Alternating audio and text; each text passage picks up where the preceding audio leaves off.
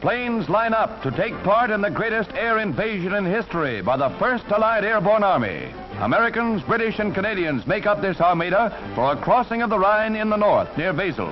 1,500 planes and gliders haul both men and heavy equipment in this leapfrog over German positions east of the Rhine.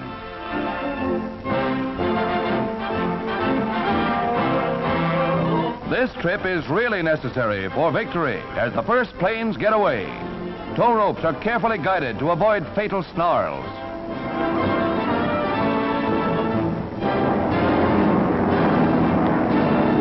It's a gigantic task to get the troop planes and gliders away from their bases in England safely. A job without precedent in military annals. Takeoff instructions go to the transports when the gliders are once on their way.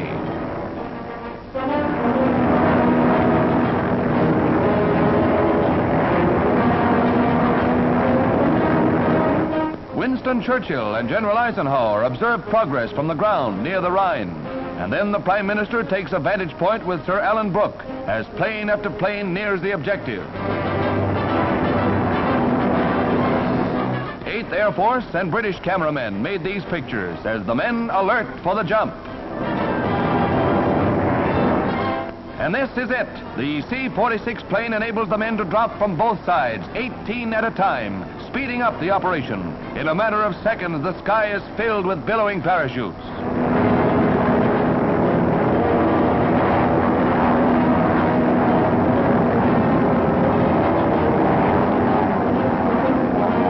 Next, the glider troops. The pilot releases the tow rope and the sailplane zooms to a landing. With the precision that comes from long planning, the invasion goes forward on schedule.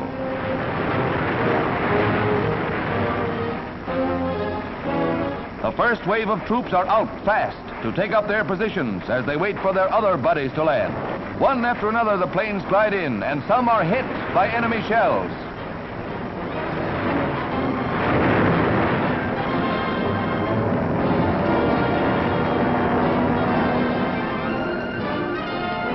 A troop carrier falls in flames, caught in anti-aircraft fire.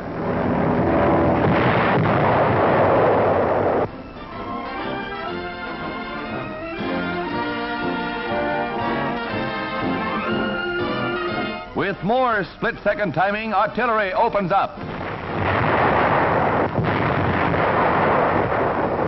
Within 8 hours, 4,000 prisoners were rounded up, and every objective was seized, a flying step to victory.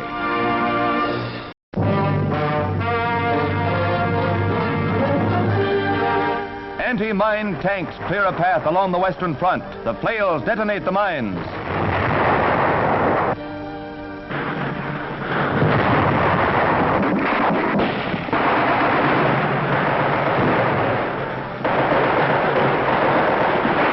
The infantry exploits the General Patton's hard-driving third crashes into historic Coblenz from two sides.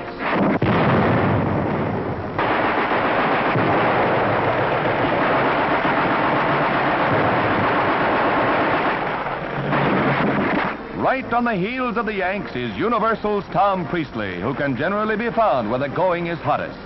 Many of the scenes in this film are from his camera.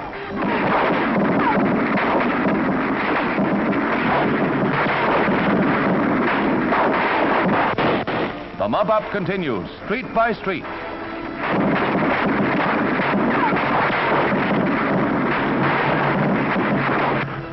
An officer calls on the Nazis to surrender over the loudspeaker, and the Supermen can take a hint when the going is tough. Civilians are quick to follow suit. The war has finally come to their doorsteps. The defense of Coblenz was brief but bitter. However, Patton's Third Army has struck terror into the Wehrmacht.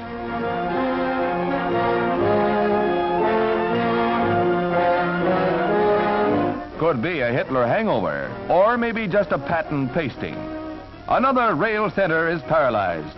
Looming over captured Coblenz from across the Rhine is the ancient fortress castle of Ehrenbrightstein.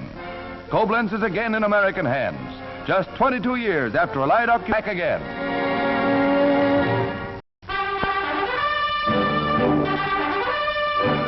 This This giant French seaplane, powered by 6 motors, was developed during the occupation of France under the very noses of the Gestapo. The methods by which the plane was built, in spite of the Gestapo, are as secret as the plane's specifications. This plane represents France's bid for a place in post-war air commerce.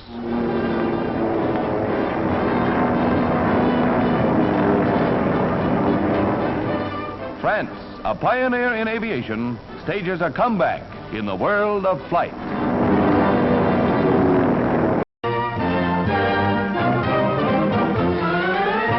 Bastogne in Belgium will long be remembered as the site of the heroic stand of the isolated 101st Airborne Division. Supreme Commander Eisenhower, in the midst of historic battlefields, honors the Screaming Eagles in a ceremony without parallel in war history. It is a great personal honor for me to be here today, to take part in a ceremony that is unique in American history. Never before has a full division been cited by the War Department in the name of the President for gallantry in action. Watching the presentation is screen actress Marlene Dietrich.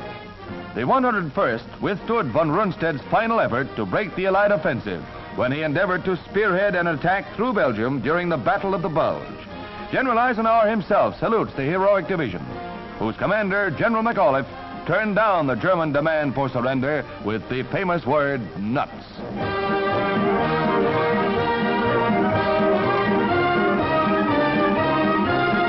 Against heavy odds, the Yanks stood firm. From such bravery, victory is forged.